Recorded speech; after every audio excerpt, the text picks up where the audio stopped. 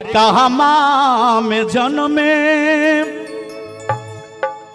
बाबू रामचंद्र कहमा। ये गीत हमारे YouTube पर बहुत वायरल भेल है, आओ अपने सबको सुनावी। अरे कहमा में जन्मे बाबू रामचंद्र कहमा, बाबू कृष्ण जन्मे कहमा, बाबू कृष्ण जन्मे। बोले शंकर भगवान की। हे ललना कहमा में जन्मे गणेश, कि तीनों घरबा सोहर होला हो। बोले सच्चे दरबार की। हे ललना कहमा में जन्मे गणेश, कि तीनों घरबा सोहर होला हो। कहमा में जन्मे बाबू रामचंद्र कहमा, बाबू कृष्ण जन्मे कहमा, बाबू कृष्ण जन्मे।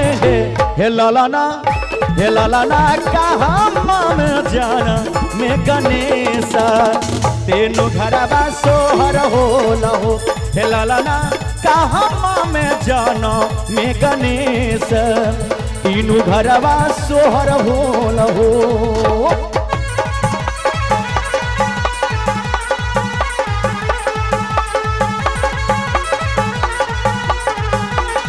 जय हो।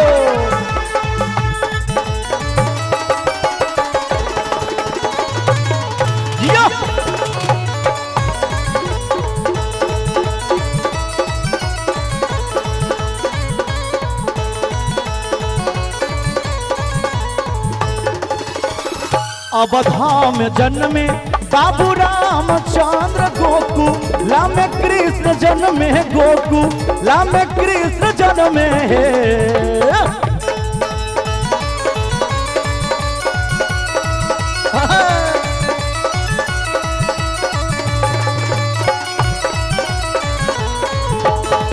अवधा में जन्मे बाबू रामचंद्र, गोकुला में कृष्ण जन्मे, गोकुला में कृष्ण जन्मे।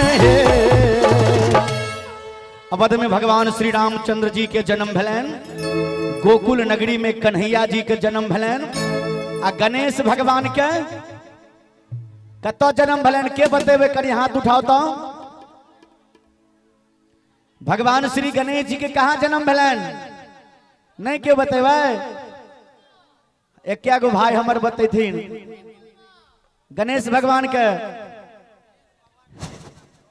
फंस गलिए। हाथ उठाइयो तो हम बतावे छी, उठाओ तो दोनों हाथ। बोले साचे दरबार की। हे ललना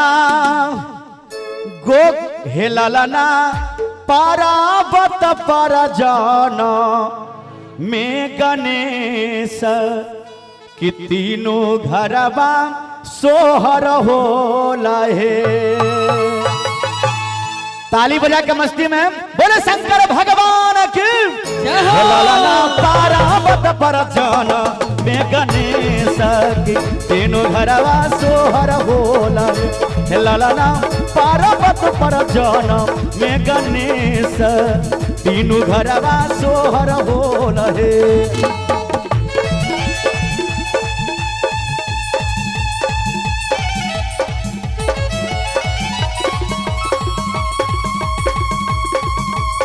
जय हो जय हो।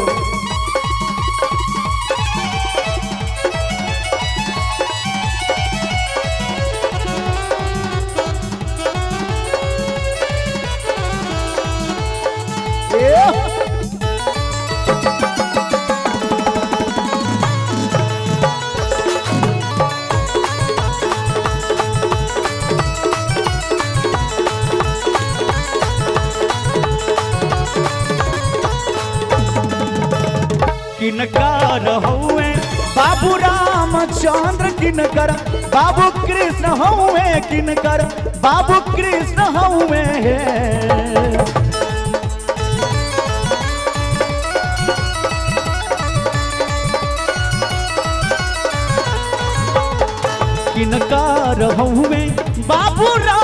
रामचंद्र किनकर बाबू कृष्ण हुए किनकर बाबू कृष्ण हुए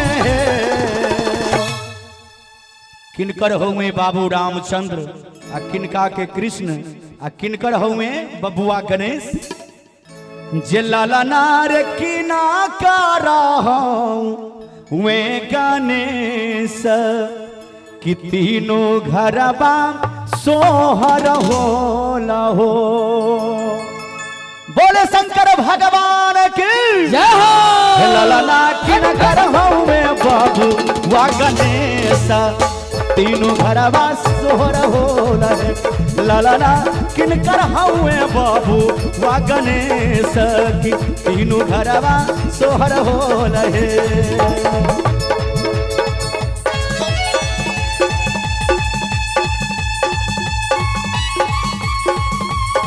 अरे जिया जिया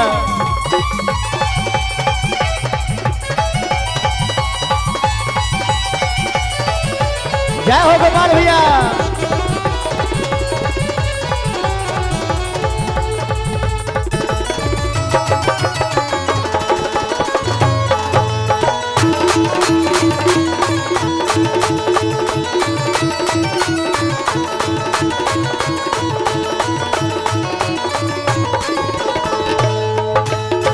कौशल्या के हुए बाबू रामचंद्र देवा की के कृष्ण हुए देवा की के कृष्ण हुए।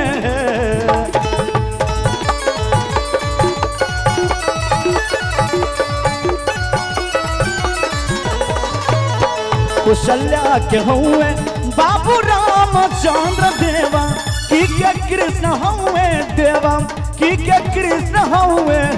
हे ललना हे ललना हे ललना गौरा माई के हो वे गणेश तीनों घरवा सोहर होला है। ललना गौरा माई के हो वे गणेश की तीनों घरवा सोहर होला है। ललना गौरा माई के हो वे गणेश तीनों घरवा सोहर होला है। ललना गौरा माई के हो वे गणेश की तीनों घरवा सोहर होला है। ललना गौरा माई के हो वे गणेश की तीनों घरवा सोहर होला है। कि हज मारे गिन गिन दे हम तोरा जाऊआ हज मारे गिन गिन दे हम तोरा जाऊआ। रे कटी है रे कटी है रे कटी है धीरे धीरे बउआ के सजे लउआ। रे कटी है धीरे धीरे बउआ के सजे लउआ। हज मारे गिन गिन दे हम तोरा जाऊआ हज मारे गिन गिन दे हम तोरा जाऊआ। रे कटी है रे कटी है रे कटी है धीरे धीरे बउआ के सजे लउआ।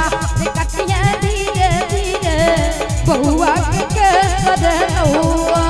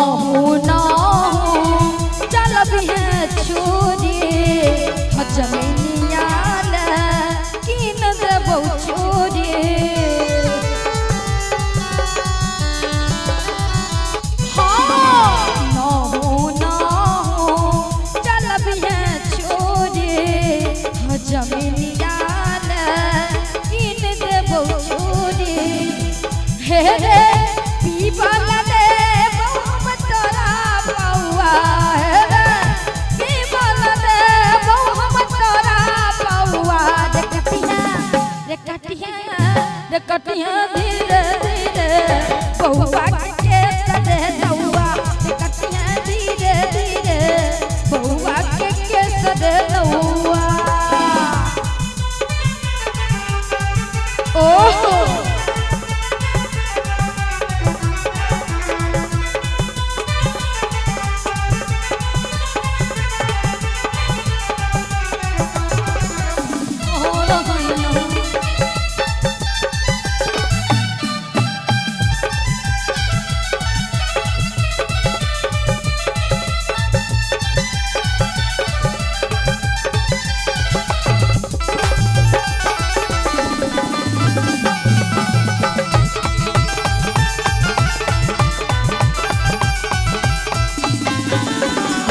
धोती देबो हम जोरे जोरे संग ही देबो हम मामी गोरे गोरे। हाँ धोती देबो हम जोरे जोरे संग ही देबो हम मामी गोरे गोरे। हजमा सकै छै हजमा सकै छै बउआ के मौसी मम्मी नानी कि धोती देबो हम जोरे जोरे आ संग ही देबो हम मामी गोरे गोरे। और की हे रे खेल वाला देबो हम तोरा बउआ हे रे खेल वाला देबो हम तोरा बउआ। रे कटी है धीरे धीरे बउआ के सदे नौआ रे कटी है धीरे धीरे बउआ के सदे नौआ।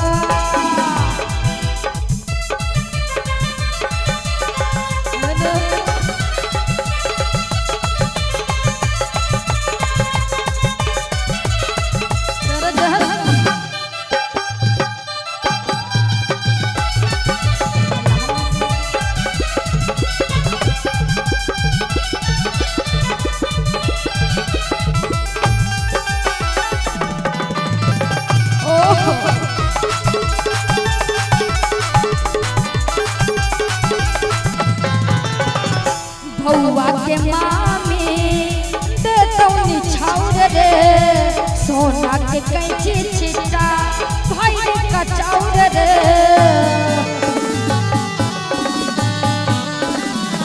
हाँ रे बउआ के मामी देतौ निछाउर रे सोना के कैंची छिटा भाई का चाउर रे। हे रे रखिया धियान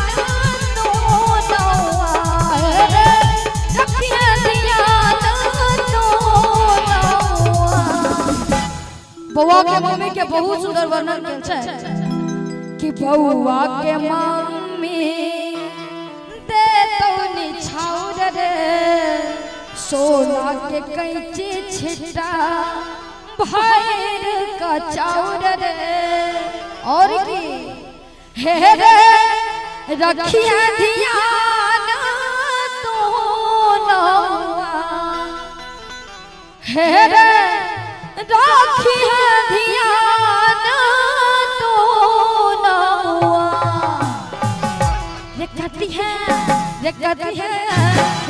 है धीरे धीरे बउआ के सदे नौआ रे कटी है धीरे धीरे बउआ के सदे नौआ। हच मारे गिन गिन देबो हम तोरा नौआ हच मारे गिन गिन देबो हम तोरा नौआ। रे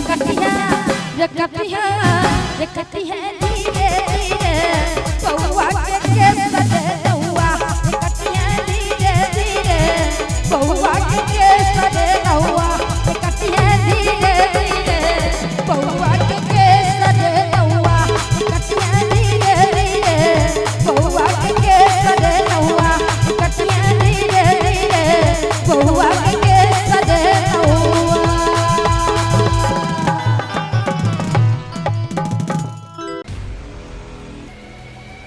बिजुलिया गाम में होई छे मूरन से सोहावन लागे ना।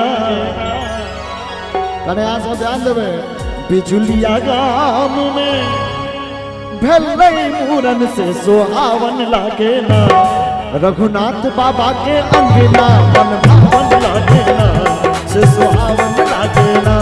रामनाथ बाबा के अंगना मन भावन लागे ना, से सुहावन लागे ना। बिजुलिया गाम में गाबै छे गबैया से सुहावन लागे ना, से सुहावन लागे ना। आशुतोष जी के अंगना मन भावन लागे ना, से सुहावन लागे ना। इंजीनियर साहब के अंगना मन भावन लागे ना, से सुहावन लागे ना।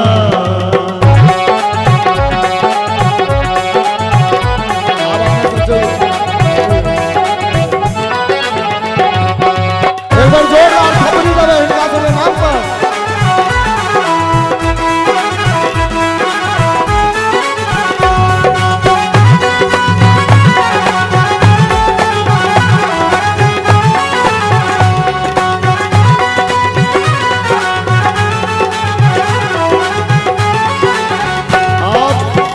देखियो जखन बरुआ के केस काटल जाए छे और सुंदर हमर कन्हैया बाबू के केस काटल जाए छे, ओइ काल ई गीत होय छे, कहल जाय छे हजीमा बउआ के केस काटै छे,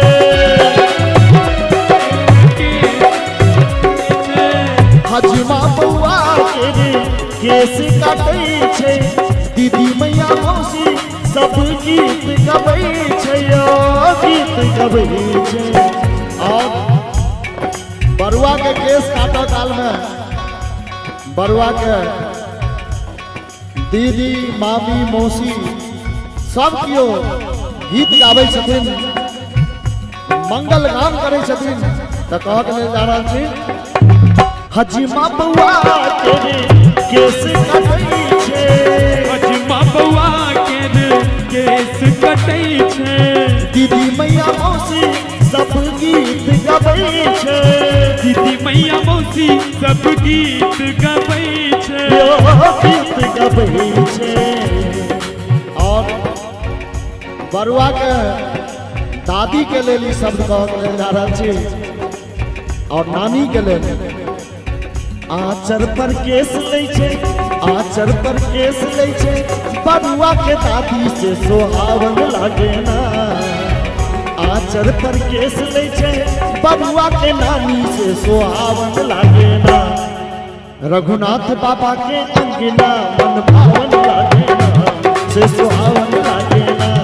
रामनाथ बाबा के अंगना मन भावन लागे ना, से सोहावन लागे ना।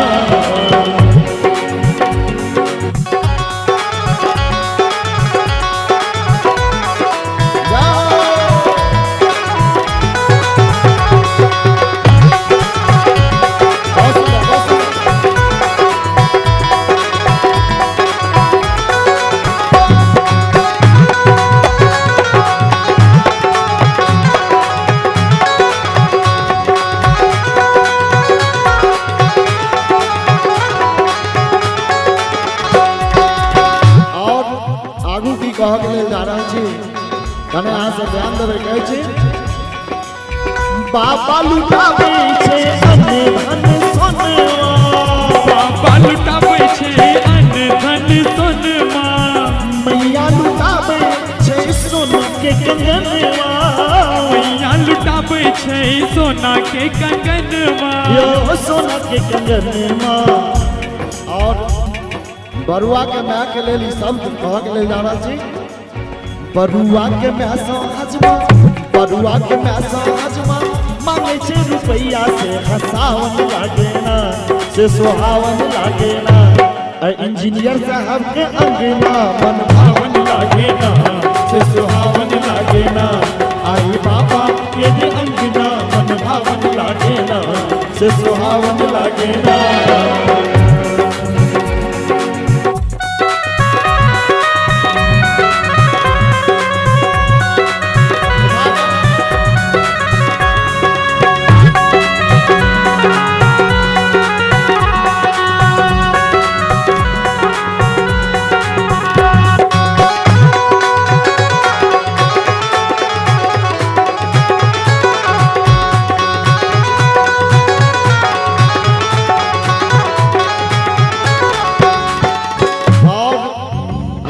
भाई बहन सब बैसल छथिन और एमे बरुआ के मौसी तो जरूरी आयल हथिन तो हुनका लेल कह गेलै जा रहल छी जो बरुआ के मौसी आयल छथिन त कने ध्यान दऽ के सुनबै।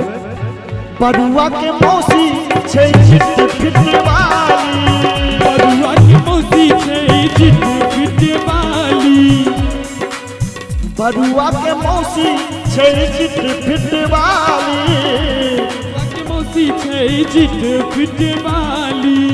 देख देख छोरा सब बजबै छै ताली, देख देख छोरा सब बजबै छै ताली, यो बजबै छै ताली। आ बरुआ के मामा जो आयल है तो कने ध्यान देवे। बरुआ के मौसी मामी मामा नाना सबके सुना रहा छी, कह के जा रहा छी।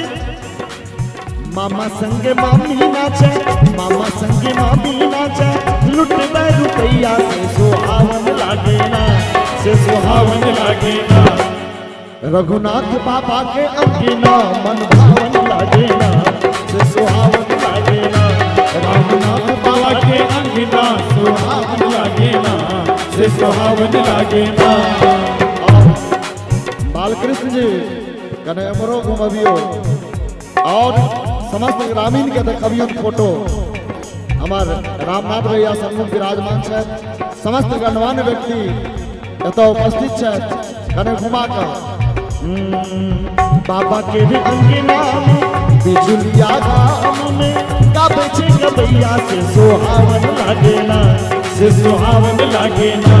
रामनाथ बाबा के अंगना मन भावन लागे ना, से सुहावन लागे ना।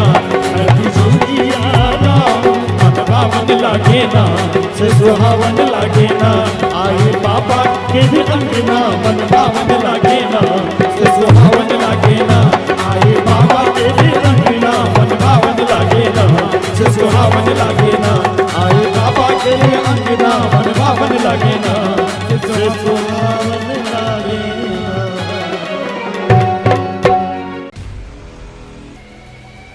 आगे माई हजमा के बोले तानून लागे छै।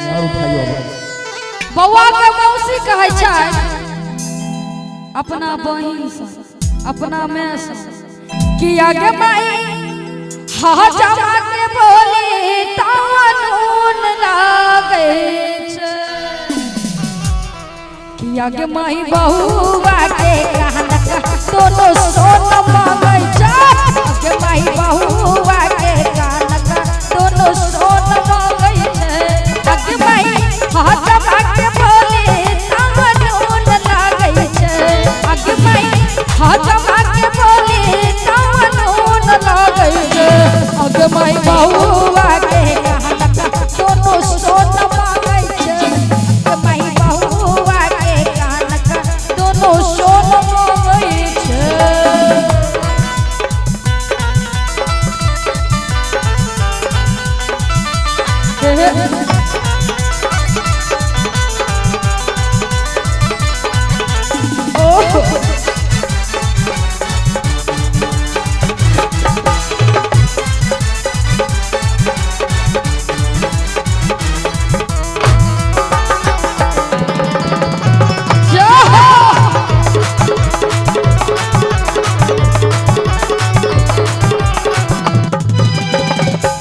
आगे माई बेद पढ़ावत पंडित की सोचै छै।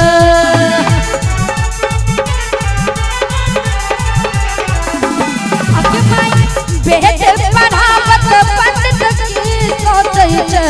आगे माई बेद पढ़ावत पंडित की सोचै छै। आगे माई बहुआ के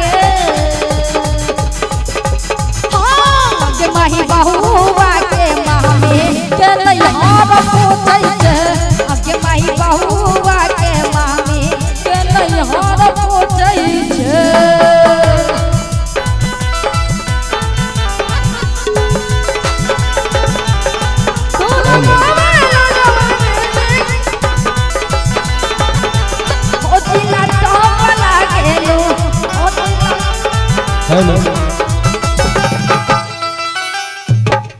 काल सरकार बड़का पापा की छाय अपने की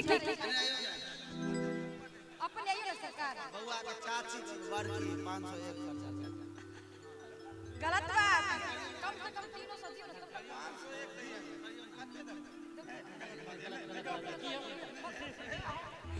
आगे भाई वेद पढ़ावत पंडित की सोचे छे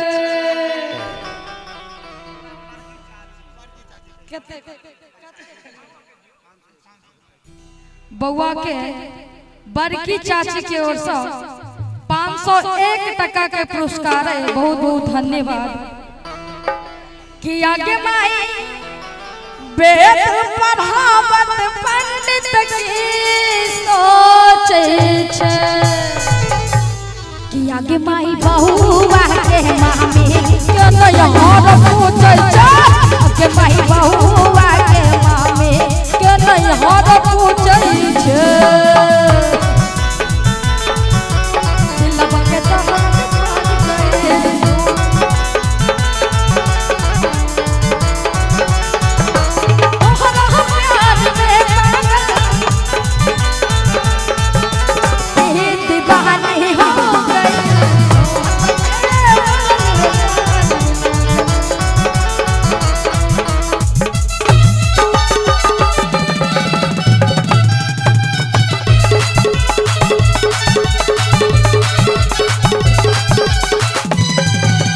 और की कहै छै आगे भाई बड़का पापा ना बाजैया बाजै छै आगे भाई बड़का पापा ना बाजैया बाजै छै आगे भाई बड़का पापा ना बाजैया बाजै छै। और अखने किछ काल में बउआ के बड़की चाची 501 टका के जो पुरस्कार केने रहथिन हुनकर बड़का चाचा रहथिन त कहै छथि बउआ कि आगे माई बड़का चाचा के नाम बजैया बाजै छै आ बउआ के कते गोटा आशीर्वाद दै छियै छोटू जी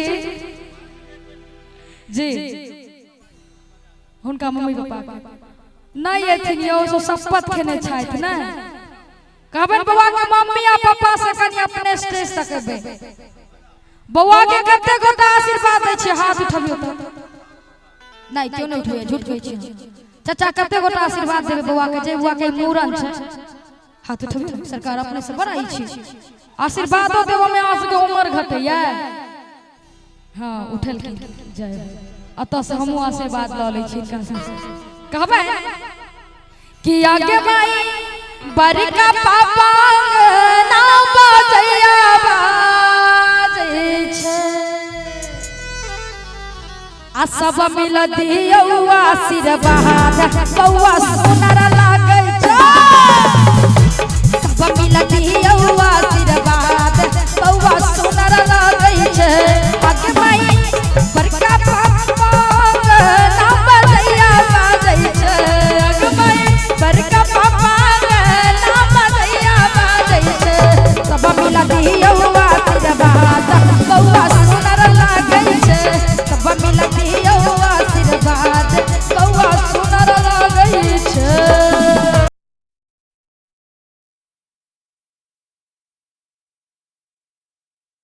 और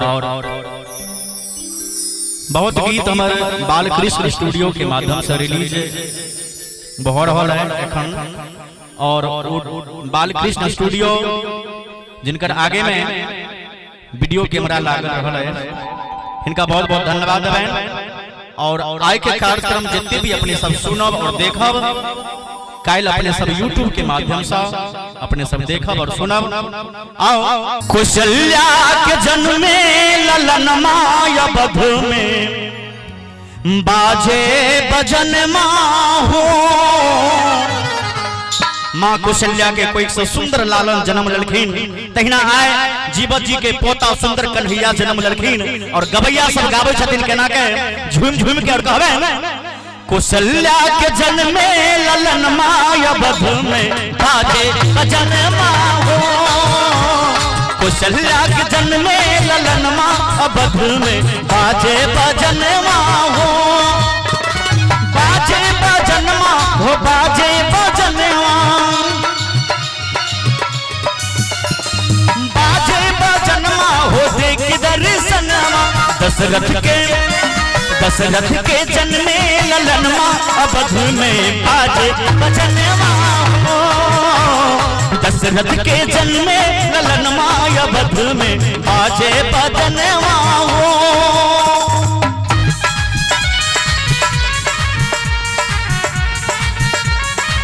आए हैं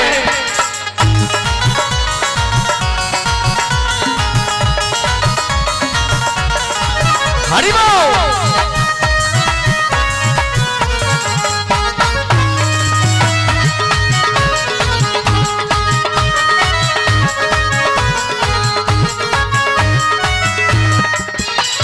रानी कौशल्या जी पलना झुलावे, राजा दशरथ जी मोहर लुटावे। रानी कौशल्या जी पलना झुलावे, राजा दशरथ जी मोहर लुटावे। देख छटा बिहुसी परनमा अवध में बाजे बजनवा हो, कौशल्या के जन्मे ललनमा अवध में बाजे बजनवा हो। और रमेश जी हमारा आवाज अपने सुनते हेबे तो 2 मिनट के लिए हमरा से मिलब, और जीवछ बाबूजी से हमसे हो आग्रह करबे जे अपने जी बधैया सुनते हेबे तो 2 मिनट अपने मंच पर हेबे। बोलो मिथिला धाम की, और ताली बजा के सब आदमी। कौशल्या के जन्मे ललनमा अवध में बाजे बजनवा हो, कौशल्या के जन्मे ललनमा अवध में बाजे बजनवा हो।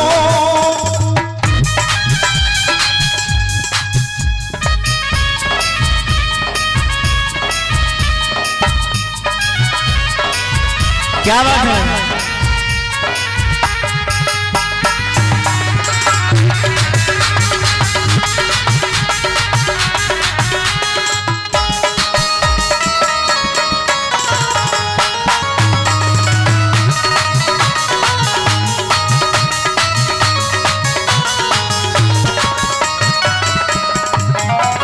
नौमी तिथि मधुमासे पुनीता,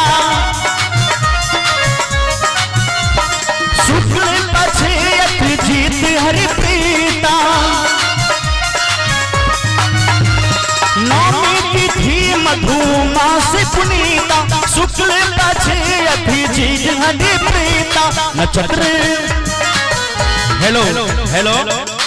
और रमेश जी हमारा बात सुने तबे 2 मिनट अपने जय हो ए दिन पीछा देना। और जीवज बाबूजी अहो हमारा आवाज अगर सुनत है तो धोती कुर्ता में आय अपने अबियो आय बहुत खुशी के दिन छे। बोले मिथिला धाम की जय। और रमेश जी जिनका बउआ जिनका सुपुत्र के छठियार के अवसर पर हम सब कलाकार आयल छी, बहुत बहुत धन्यवाद है। और बउआ के मामा और मौसा सब से हो सब आयल हेता। हम सब से आग्रह करबे जे बारी बारी से वीडियो कैमरा लागल छे और सब के हाजिरी होबा के चाहिए।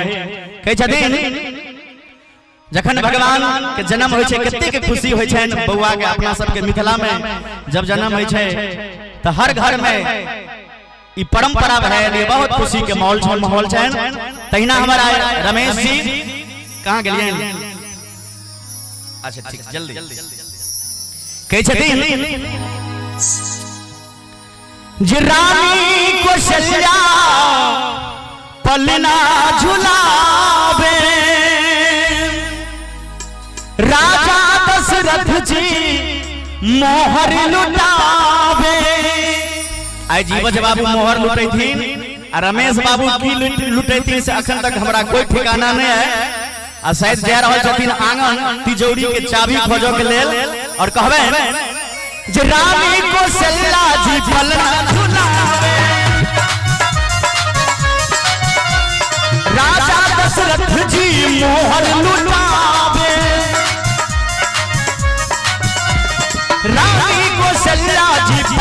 झूलावे राजा दशरथ जी मोहन लुटावे छटा देख उसे पदन माय बधन बाजे बजनवा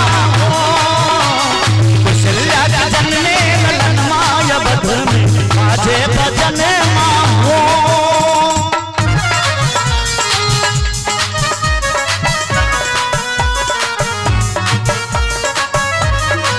हरि बोल।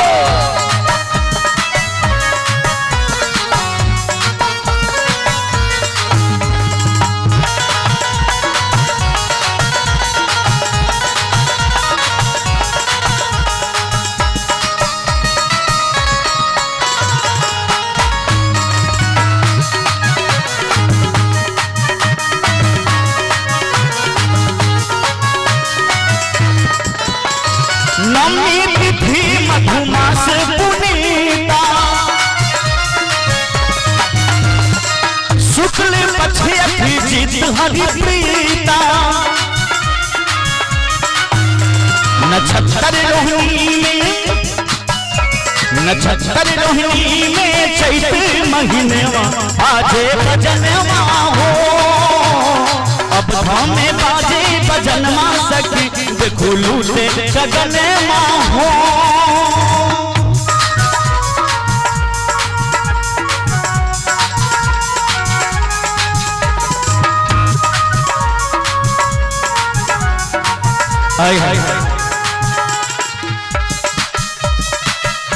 अरे जिया जिया